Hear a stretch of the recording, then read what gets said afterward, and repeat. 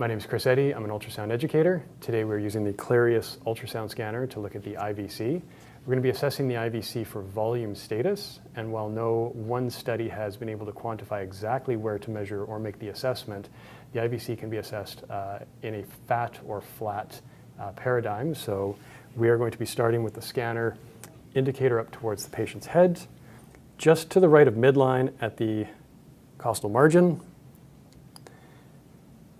and identifying the internal landmark being the liver as the acoustic window to the IVC. You see the IVC running deep to the liver there.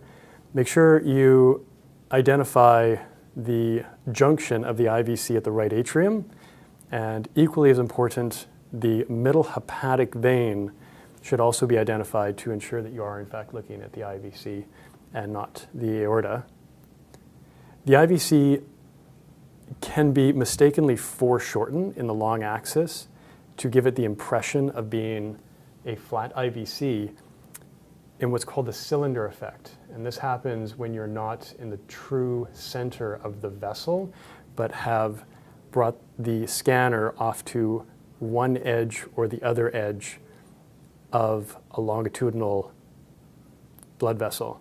So scan back and forth to ensure that you are in the center of the vessel, and this would be the true maximal diameter and that you are not foreshortening the IVC.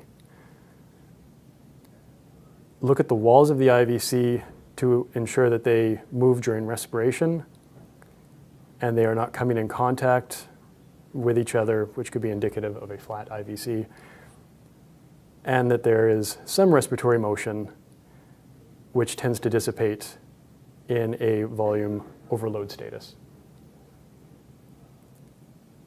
This has been the assessment of the IVC using the Clarius ultrasound scanner.